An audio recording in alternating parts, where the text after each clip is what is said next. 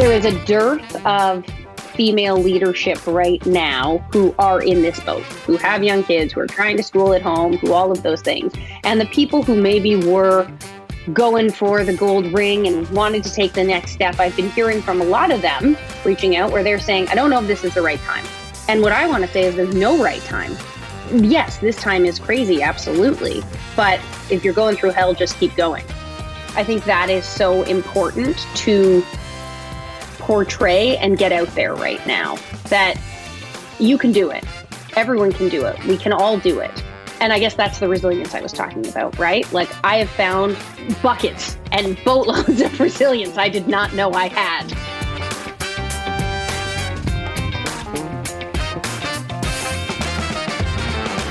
Hi, friends. Welcome to the Sales Enablement Podcast. I'm your host, Andy Paul. That was Tiffany Heimpel. She's a sales manager for LinkedIn Marketing Solutions at LinkedIn. She's based out of Canada. You know, it's safe to say that the pandemic has been particularly hard for women in sales. Those with school-age and preschool-age kids at home, they've had to carry a disproportionate share of the load in terms of managing their own work, managing the remote learning of the kids, managing the family, the household relationships, and so on. And in our conversation today, Tiffany and I talk about that. We talk about the many roles that women have had to fill and still fill to keep work and family moving forward during these difficult times. We talk about some of the 16 roles that Tiffany laid out that she's been filling during this time, 16 roles. And she shares some of the key lessons she's learned from managing her time, her team, and perhaps most importantly of all, making time to take care of herself in the midst of all of the demands on her. We also dive into how that has translated in how she does manage her team, how she helps them learn how to manage and cope, and on how that has affected the coaching conversations that she's had with her team. We also talk about constraints, how Tiffany's learned to recognize the constraints she's facing during this time, and how she's learned how to strictly prioritize her time to be more productive and effective. Now, before we get to Tiffany, I want to remind you to subscribe to this podcast wherever you listen to it. And if you subscribe, we'd certainly appreciate it if you could also give us your feedback about how we're doing in the form of a review. So thank you. All right, let's jump into it. Tiffany, welcome to the show. Thank you so much for having me, Andy. As I said, I'm very excited. Well, feeling is mutual. I'm excited to talk with you. So, I was reading something you'd written, and I want to talk about that. And I have to admit, I started getting tired reading it because you wrote about the number of roles that you fill. And you talk about the last year has been like for you. You said you're a boss, coworker, teacher, friend, mother, daughter, sister, confidant, wife, opponent, leader, business owner, challenger, student, partner, and cheerleader. Wow. And the thing is, you get to do that all within the confines of your house now. Right? I mean, how fun is that? Yeah, really. So let's talk about that. I mean, what has the last year been like for you? Nuts. I think like most people, right? It has been absolutely nuts. It has pushed me and many others to the brink. It has shown you strength that you didn't think you had. It has found reserves you were not aware of, resilience that you did not know existed, and then a whole other skill set of organization and motivation and cheering and all of those things. So now, granted, I realize I am incredibly fortunate because I work at a company that proliferated and did well from the pandemic. And so we are very lucky and very fortunate in that fact. But for all of those things, it has been certainly a year of personal growth. And so you talked about all these things you found. Is there something you had hoped you had found and you didn't? You had hoped you'd find but didn't? Something that said, oh, wow, I didn't realize this gap existed. So one of the things obviously was, and I think you've seen this a lot, but this, and we were just talking about this a little bit, but this idea of remote work and the idea that work and personal can blend together in this way. I didn't think it could blend together this much. I didn't know if I wanted it to blend together this much, certainly, but it has. And I do think that has been truly very interesting, and it's been very funny. And again, I just feel fortunate because I'm in this position that I've had a lot of young women who are either leaders or salespeople or marketers who have young kids who are at home. And it's all those conversations that are happening, for lack of a better term, behind the surface, behind the screen, that Right. are on the phone, that are texting, that are going, how are you doing this? How are we doing this? Are you falling apart? Are you okay? Are we all okay? Is everyone okay? And so I think what has been really lovely about this time is finding this base of women, parents who are working, who are balancing, who are juggling, and yet we're not talking about it nearly as much. I mean, I've seen a few Mm-hmm. articles come through, but we're still not talking about it nearly as much. And honestly, what certainly, yes, the cons are, but what all the pros are of this. And when you look at the statistics around women dropping out of the workforce right now and what Well, it's yeah, going I to was just take to going to ask come about back, that. right? All those I things. mean, are there any women in your circle who felt that they had to drop out of the workforce during this last year? I would say there are certainly people who have felt like they had, but they haven't had the option to do so, right?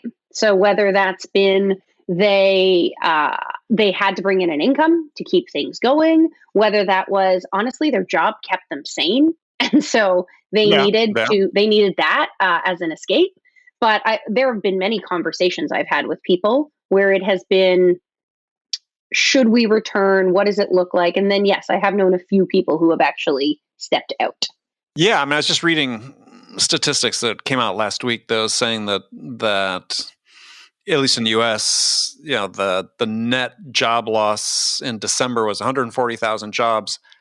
Every single one, a woman. That doesn't surprise me.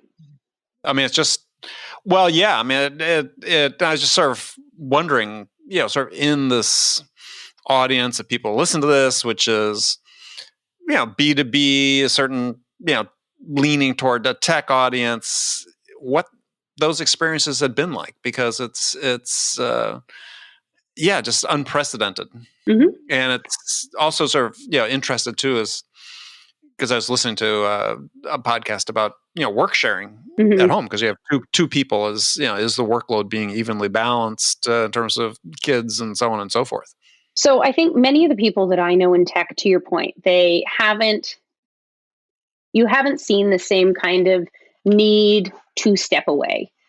Sure, certainly you could, but I'm talking about people who are working in service, who are working in hospitality. Like a lot of those people really had to. We're so fortunate, any of us who work in tech, because we have the opportunity and the tools to do the work from home. Yes, it's crazy. Yes, it's nuts. But at least we have the tools, and most of us have employers who have been very compassionate throughout this unprecedented time, for lack of a better term. But I do think there is a lot of work to do now. To me, it feels like the work starts now in bringing people back. So what I have noticed is, and this is why, I was really excited to talk to you, is there is a dearth of female leadership right now who are in this boat, who have young kids, who are trying to school at home, who all of those things. And the people who maybe were going for the gold ring and wanted to take the next step, I've been hearing from a lot of them reaching out where they're saying, I don't know if this is the right time. I don't know. Everything's kind of crazy. Maybe not. And what I want to say is there's no right time. And yes, this time is crazy. Absolutely. But to me, I guess if you're it's that old Winston Churchill quote, right? Like, if you're going through hell, just keep going. And so I think that is so important to portray and get out there right now, that you can do it. Everyone can do it. We can all do it. And I guess that's the resilience I was talking about, right? Like, I have found buckets and boatloads of resilience I did not know I had. And we can do it, and you can do it. And so that's why I feel like there's an opportunity right now to bring the conversation that's happening, honestly, on my phone at night when people are texting me, to the forefront and say, okay. And I know I've seen a few articles again, but not enough. Like, all right, so how do we do it? Who do we talk to? Where are the people? And one of the podcasts I had heard from you, on one of my morning runs, was about that. Like, where are the young female leaders? Where are the people? Well, and I think that's such an important point because this is such a unique experience. Yeah, if you're trying to draw analogies or comparisons any other time, I mean, I don't know, it's virtually impossible. Maybe World War II, something equivalent that was so disruptive, but at the same time presented such opportunities for transformation. And it's I agree with you. I mean, I've full of amazing amounts of respects for anyone who's going through this with young kids at home, having to do all these, I think, 16 different roles that you spelled out, which are all required.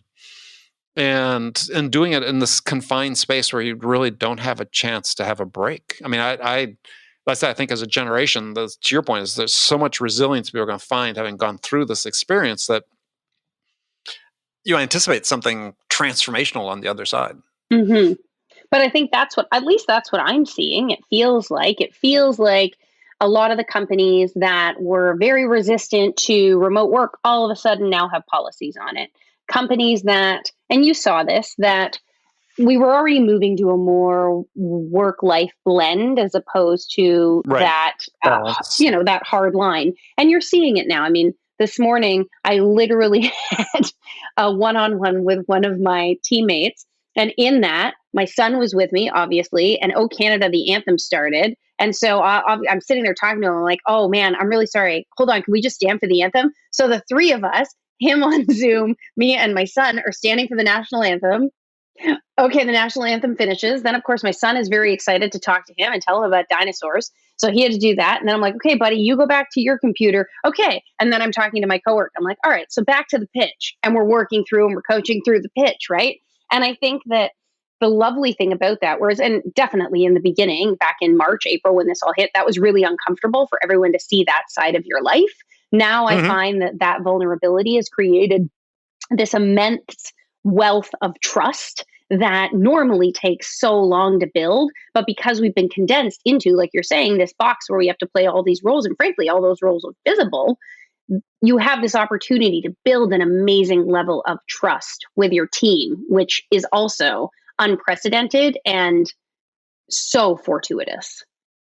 Well, and I think it applies, can be extended as well to your buyers. Oh, absolutely. I mean, and this is the thing that sort of drives me nuts. And I was just having a conversation with somebody about this a little bit earlier. It's just, never before, at least certainly in my lifetime, have we had a situation where you have such a common set of shared experiences with every single person you talk to. And that if you, as a salesperson, are defaulting to old behaviors, leading with the pitches and so on, instead of just forming this basic human connection based on the shared experience, there's no hope for you at that point, I think.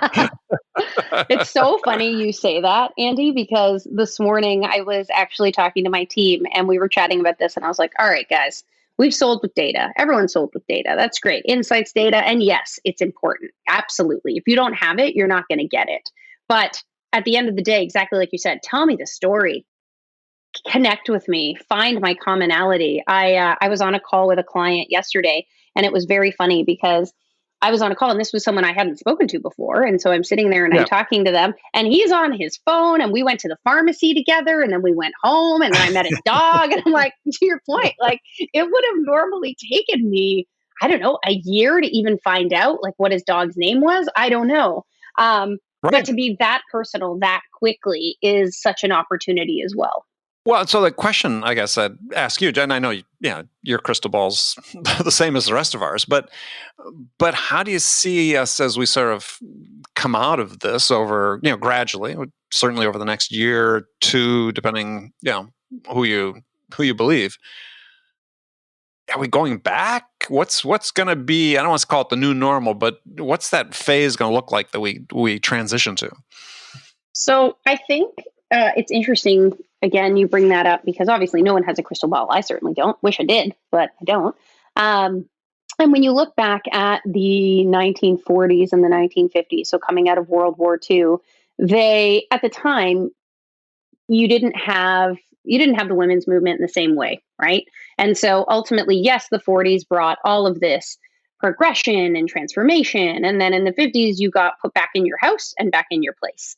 And Yep. I don't think that this time, with the advent of social media, the way that we have it, and the visibility of platforms, and I'm not even talking social in a consumer sense, I'm talking in a business sense, companies coming Mhm. out and people making statements and claims that you will be able to go back to how it was because everybody's seen Oz, everyone's seen behind the curtain now. And so I think you are going to see obviously a much more work life blend.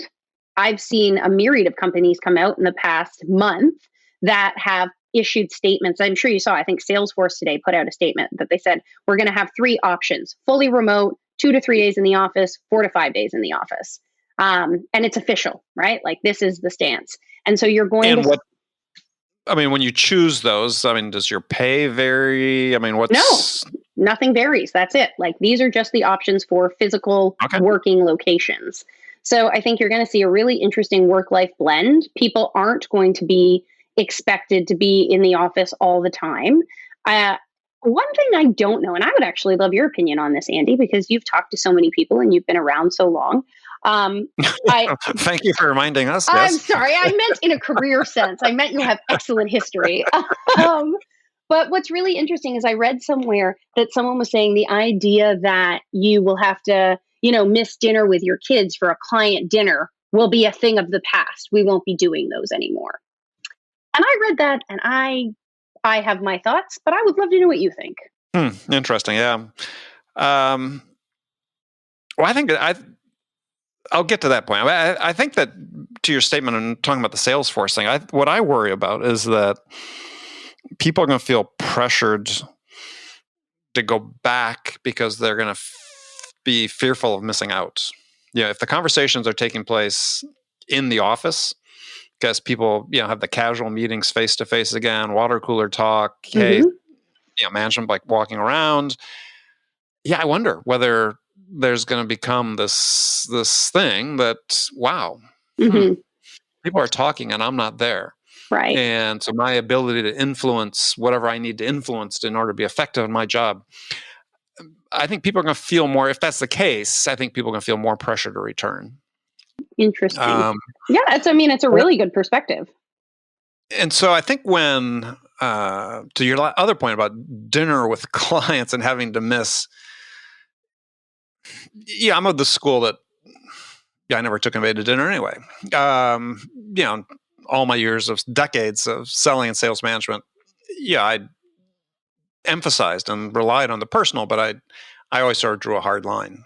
So unless I was traveling overseas or was in, Mm-hmm. some other city and so on where somebody may have expected it, but most times, people only want to do dinner as an obligation because I had traveled 12 hours to get there. Fair enough. So I think it's more.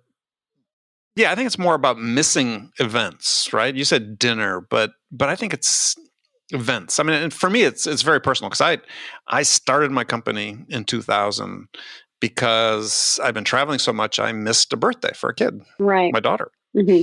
and I was mortified and swore it'd never happen again. And so I started my company and maybe even took a step back just because I wanted to be there, but also have this blend to be different, right? Mm-hmm. That we talked about.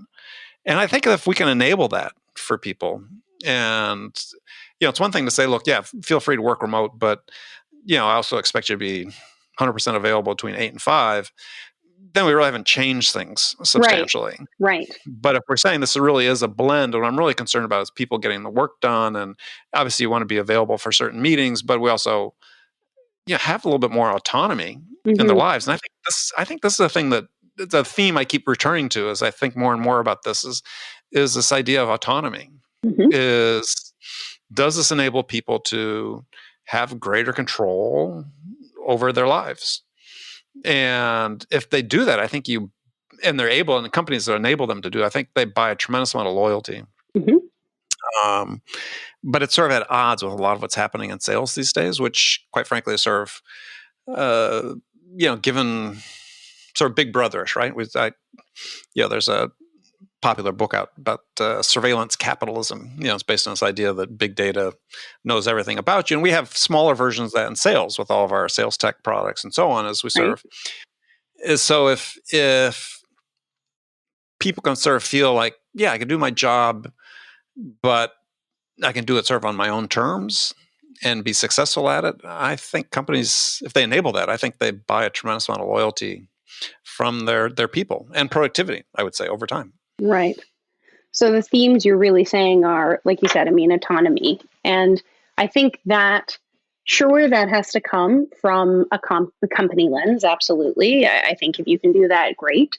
But I do think this is where, if you are in any sort of sales, marketing management position, this is where, to me, that's also your obligation to create that psychological safety, right? Yes, I agree, 100%. Yeah. And so I think, but that's where I believe you have an opportunity. So I believe you have an opportunity right now to carve out, for lack of a better term, like your own destiny on how you are going to operate. What is your leadership shadow that you are going to put out there? And I think that when we return back to work, whatever that looks like, that, like you said, the idea of missing conversations, the idea of not being there. Well, FOMO exists even in the virtual world right now, and nobody's around. People think people are having other Zoom calls without them, and people think people are talking, right? Like that will never go away. And so True. I think it's an ability to, whether it's like you said, creating it such that you say, okay, if you are going to be 2 to 3 days a week, can everyone try to be in the office on Wednesday and Thursday so that we do have this group thinkability and energy to feed off of?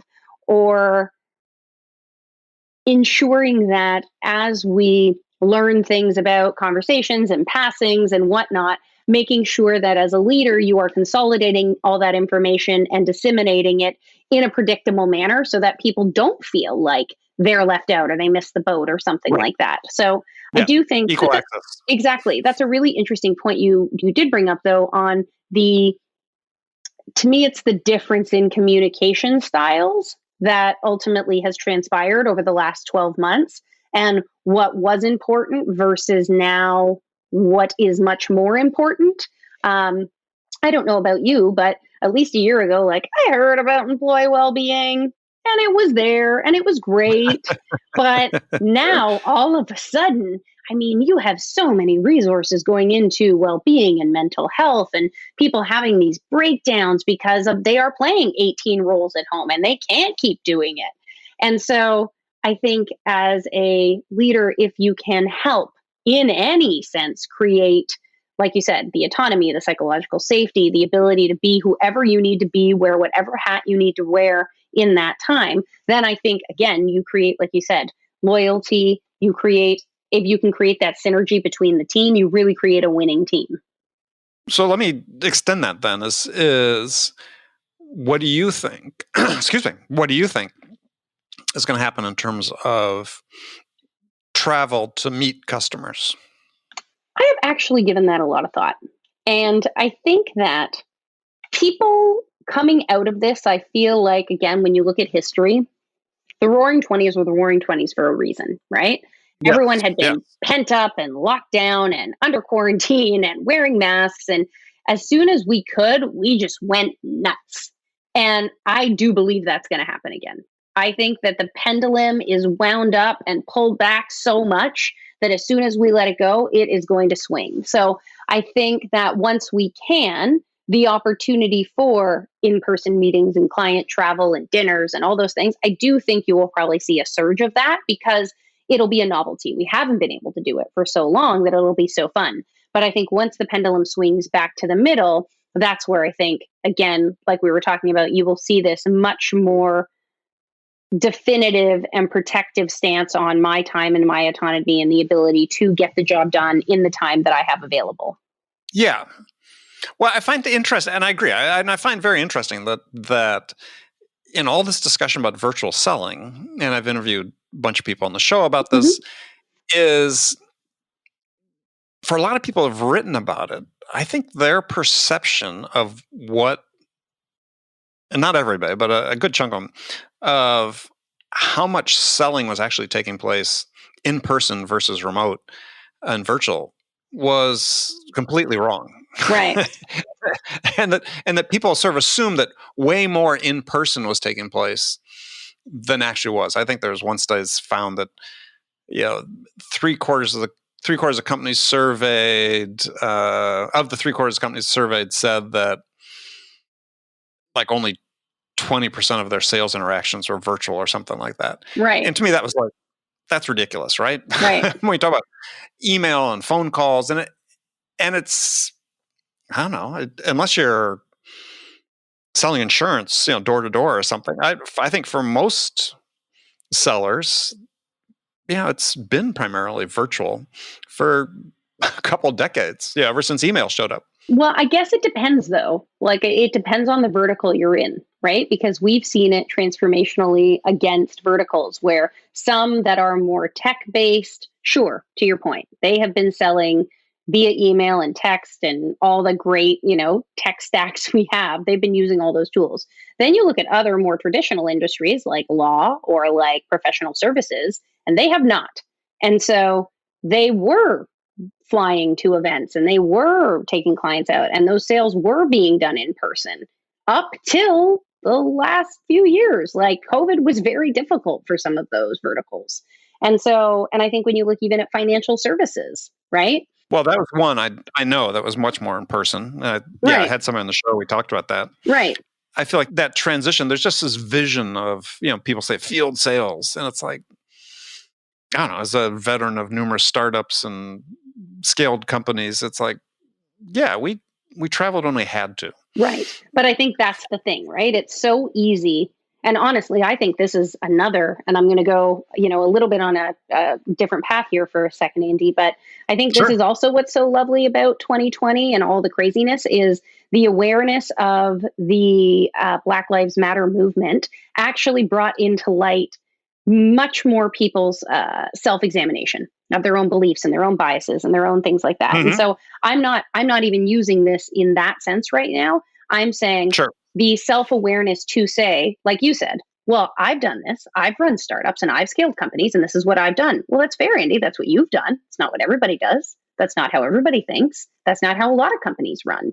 And so I think many more people in this year coming into 2021, all of a sudden their prerogatives and their worldview has expanded to say, well, this is what I think and this is what I believe, but okay, turns out a lot of these people weren't thinking this way. And I think you are right that, yes, there was a lot of things that could have been done in virtually for a long time, but it wasn't. And that is actually the fact. It was not happening that way. Yeah, no, I agree. I just think that it's the, this perception that I was talking about of people coming into this year thinking how much is really in person, I think was overstated. And I think that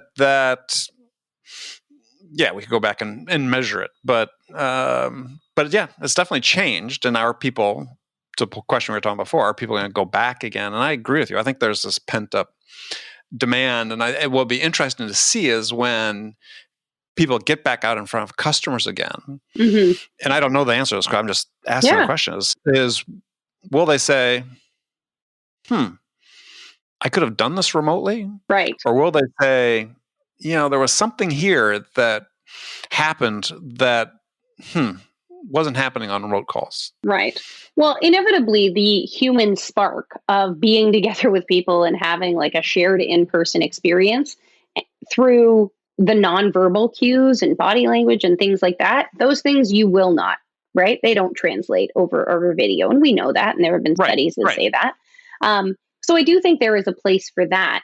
I was recently listening to, I'm going to pronounce his last name wrong. Jacco Vanderkoof, Winning by Design. Right. That guy. Jacco Vanderkooy. Exactly. Thank you. I'm definitely going to pronounce his last name incorrectly. But he really gave a great session the other day just about like the speed of sales and asynchronous sales. And I think that's a really big trend we're now starting to see, because it felt like in 2020, everyone was kind of trying to hold on, right? Like, okay, well, this will be a Band-Aid. And in 2021, people realized like, yep, we are not going back to what was, so we have to figure this out. And this idea of asynchronous selling, right? And how obviously, and I think explain what Jocko meant by that. So the idea that getting, like you're saying, getting 7 people together in a dinner now is going to be much more challenging, because if everybody is truly doing what you said, which is ultimately autonomously working in their own time and space to get the job done, then aligning 7 people to come to dinner was already difficult. Yeah. It's going to be way harder now. And so this idea that, okay, so then how can we use virtual selling to speed this up? So whether that's you meet with one person in person and then you follow up with a video, and that person can watch that in their own time and make a decision. You don't necessarily have to corral all the people together. So I do think that's a really interesting trend that we're obviously seeing right now, but I do think that is something that we will definitely see on the other end of this. It's going to be far harder to get everyone together at the same time, knowing now that everyone has been responsible for their own time and space for at least 12 months, if not longer at that point. I do think that will be like a line in the sand. Yeah, it's interesting thought. I mean, I sort of, to me, it's almost a little bit of a back to the future, because I think it was more that way in the past, where it was harder to get stakeholders in the same place at the same time, and required different strategies for really understanding the individual concerns and expectations, priorities, and so on of each of the stakeholders. Mm-hmm. I think that's very interesting. I have to think about that. Mm. But I think that's, well, I mean, it's we talk about the speed of sales. And I know Jocko talks about that. I mean, I've talked about it in the past as well. But when you hear that, what's that saying to you? What's your understanding of what speed of sales means? So your sales life cycle, right? To me, that's ultimately what it is, your sales life cycle. And so if your life cycle was 18 months, and I'm including prospecting, right? Prospecting, setting up, discovery, nurturing, all of those things. And it's 18 months. It feels like now that is going to become, first of all, asynchronous, in that all of the people, all of the stakeholders will never be, or very difficult to get them all in the same place at the same time. So you have to employ different strategies in order to talk to them. But 2, because everyone has had everything sped up, we haven't had to, like in some instances, you haven't had to get on the subway to come home from work. Like everything is, all the transition times in even our 24 hours have shortened. And so the ability and the output that we are generating daily has gone up. And so because of that, inevitably, the sales cycle has shortened because the output has gone up for even people on the other end, for even our clients, right? Because they go through, they produce something great. Whereas before you had to get sign off, you had to get everyone in the room, we had to get it approved. You don't necessarily have to do that anymore. It is all happening virtually. And so that in itself, like the sales cycle has condensed. Yeah, no, I agree. I think that's good. I mean, I look at it slightly differently. How do you look at it? So to me, a sales cycle shouldn't be measured as a duration. It should be measured as a quantity. Okay. So the quantity is, the hours of selling time you're investing to move the prospect from initial point of contact to a close. Okay. And so then and companies really need to understand what that quantity is. Mm-hmm. And it's really it's going to be varied by individual, how much support they need, all these various factors. But then once you have that quantity, then you can say, okay, well, why does this number of hours need to take place over 18 months? Right. Why can't these hours take place over 6 months? So then our constraint becomes different. Our constraint then is not the hours we need to invest to move the deal forward, but could be getting the decision makers together. It could be, various other things. So it's really sort of going through this process. I believe you start with really what's the level of effort it takes, regardless of the time frame. And once we understand that somewhat predictably, then how do we have that? What's the steps that's missing, the constraints that are preventing us from making that occur in a shorter period of time? Interesting. Okay. I actually have not heard it explained like that. But I do like that, Andy. So I'm going to take that one away and think on it. Well, and I think that it stems from, again, people listen to the show understand this. I on the soapbox a lot is that our unit of productivity in sales really should be measured as revenue per hour of selling time. Right.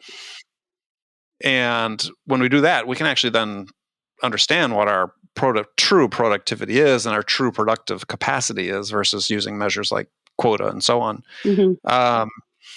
But when we understand, how many hours it actually takes to make a deal happen and that could vary on size. It does vary by individual. I've managed teams using this. So but it gives you more levers to pull. But then, you say, well, again, ultimately you get back to, okay, this is the number of hours. We're sort of in this habit. We give somebody a document. Let's give them 48 hours to read it. Got it. Right. And then we'll get back to them. Well, why? It takes 5 minutes to read it. So why are we inserting this sort of interval that maybe doesn't need to exist? Interesting. We're assuming the customer wants it. Well, what if they don't? Because there's a whole body of research into decision making that says that really what customers are trying to do is quickly gather information and make sense of the information in order to make a good decision with the least investment of time and resources possible. Mm-hmm. So if you're a seller, say, look, I got these, I know it takes this number of hours.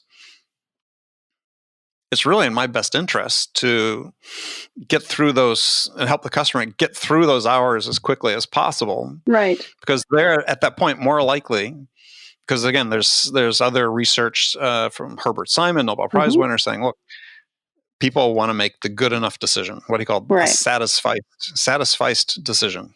Satisfies my requirements and it's sufficient to meet my business outcomes. Mm-hmm. Well, if you're the first seller to help the customer reach that point, your odds of winning the business go up pretty substantially. Mm-hmm. So if you can front load these hours and help the customer get to that point more quickly, you start eliminating their need, or reducing, let's say, their need to speak to other vendors. So it's interesting. How do you feel like that parlays then on the other end of whatever this is we're in? When we go back to normal, how does this translate? Well, I think I'm not sure it's tied to this as much as sort of our general way of approaching sales, at least sort of in the tech space. Mm-hmm. And where we assume productivity has to do with the number of things you do as opposed to the effectiveness of the things you do. And I think this is ultimately, we'll come back, this will be something that becomes much more important because this is really how you measure sort of the productive capacity of a sales organization.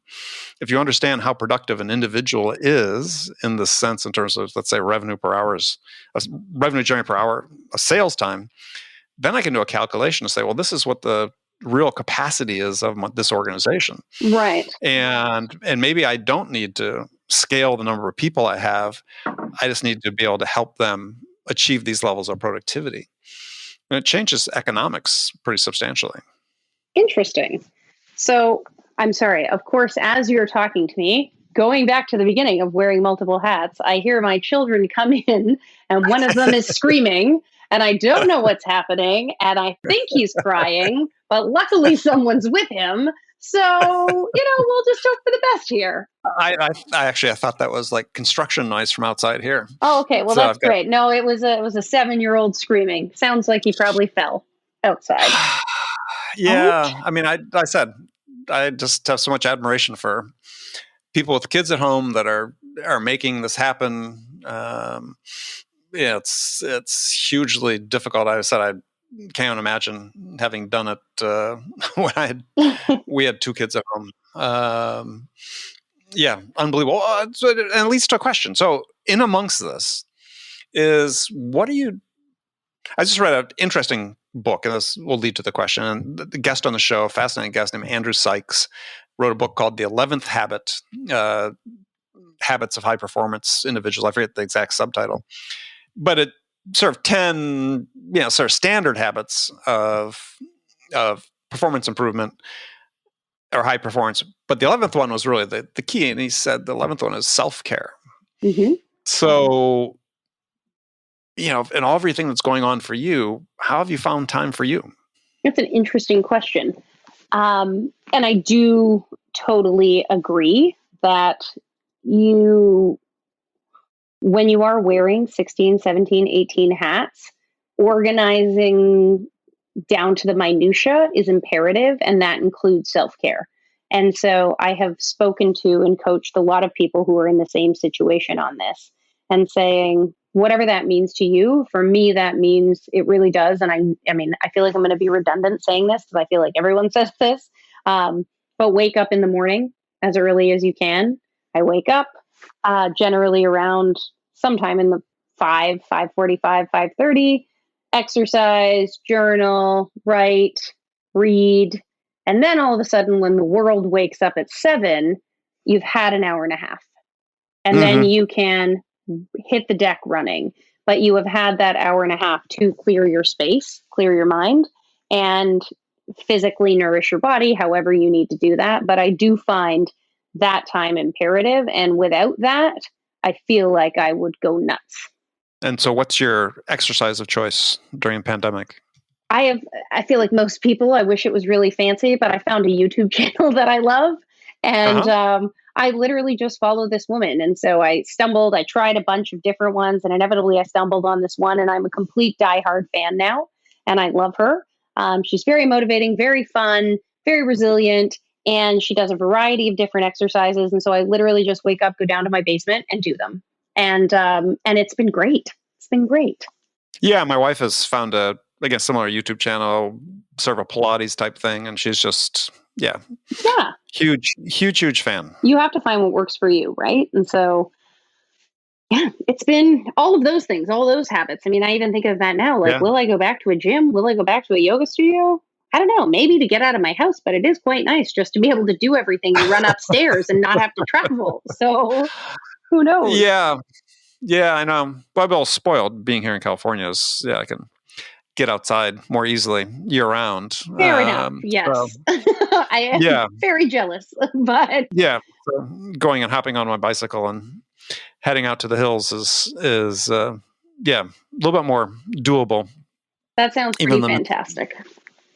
Yeah, very fortunate. But masked up, all those things. That's still taking the precautions, but as you have to be. Yeah, what is to the point though you said about going back to the gym is I was watching a TV show I remember a few weeks ago, and I forget which one it was. Maybe it was even a movie, but there's a business meeting and people coming in shaking hands over a table, and I'm like, ooh, when's that going to happen again? I know. I've thought about that a lot. I've actually given that a ton of thought and sat with friends and peers and colleagues and talked about this. What does this generation of children right now look like? Like, what did they look like? Like you're saying, will shaking hands become a thing of the past? Will people inevitably, when they talk to people, no longer have a foot between them, have 3 feet between them? Like, what are going to be the markers? Oh, yeah. Right? And I think that is so interesting. And like you're saying, travel. What will be the propensity for travel? What will be the propensity for people to go out and dine together and drink together and have parties and gatherings? What does that look like? Is everything more intimate going forward, where it's small groups or 4 or 5 that you know quite well? So, and I do think when you look at, and I'm sure you've seen all the research on Generation Z and how they are less connected, obviously, and more ingrained in tech and less engaging in many of the activities, whether it be lots of different things, promiscuity specifically, right? But they are not engaging at that as nearly the levels of generations past. And so having now had this where, okay, we have been restricted from physical contact, what does that look like? How does that proliferate? What does that mean for the generation coming up right now? I'm fascinated with that. And again, I realize that goes into a little bit of sales, all of those things, because when you look, even as you sell generationally, contingent on who your buyer is, there's different behaviors, there's different tonalities, there's different communication styles. So what does that mean? I mean, now you have all of these millennials who are making a myriad of decisions, and research has been done on them. But what happens when your buyer becomes Generation Z and they have lived through this in a meaningful way? What does that look like to those of you who didn't and kind of thought, oh, yeah, it was a blip. Glad it's over. Let's get back to normal. But this isn't their normal. What does that look like? Great question. So come back and we'll talk about it. All right. Yeah, I don't have a great answer for it. I think something that's not perhaps thought about or talked about a lot, but as I was looking at that movie and that meeting, and then I started watching other TV shows that are sort of being produced right now that basically aren't really acknowledging that the pandemic exists, some dramas and so on. As I think, take a look at what the impact of what media will be in terms of if it seems like that sort of carries on, then I suspect people are going to take cues from a lot of that in terms of, distance, physical contact, and so on. That was an interesting, that discussion I saw all over various forums, obviously, yesterday with the Super Bowl ads, and all of them saying how none of the people were masked. And, all of these ads were shot, like, why? And the idea being, to your point, media is aspirational, and media is what we hopefully strive for. But, again, what happens to these people who are coming of age, who are in very impressionable times right now? This is aspirational. This is their real life. Yeah. So what is that? Yeah. Again, I digress. But no, it's a great question. Interesting topic. We'll have you back. We'll talk about it. Well, I can't wait. I know. And I'll do a little more study on anthropology and how humans develop, and we can have that conversation. Yeah. Go read Margaret Mead. There you go. You haven't read that forever. Okay. Well, Tiffany, it's been fantastic to talk with you. So if people want to connect with you, obviously they should connect on LinkedIn. Definitely on LinkedIn. I'm also on Clubhouse now. So I've been enjoying that, listening, hearing. It's so fun. Well, I got an invitation, so I have to learn about it and start it. So hop on there and just have a listen. It's great. It really does feel like walking into various cocktail parties and just listening to what people are saying. All right. Fantastic. Well, Tiffany, fantastic talk with you, and look forward to doing it again soon. Thank you so much, Andy. It's been a pleasure. Okay, friends, that's it for this episode. First of all, I want to thank you for taking the time to listen. I am ever so grateful for your support of the show. And I really want to thank my guest, Tiffany Heimpel, for sharing her experiences and her insights with us today. If you enjoyed this episode, please subscribe to this podcast, Sales Enablement with Andy Paul, on iTunes, Spotify, or wherever you listen to podcasts. And if you could also leave us a rating or a review and let us know how we're doing, we'd certainly appreciate that. And you can do all that on your phone in less than a minute as soon as this episode is over. So thank you for your help. And as always, thank you so much for investing your time with me today. Until next time, I'm your host, Andy Paul. Good selling, everyone.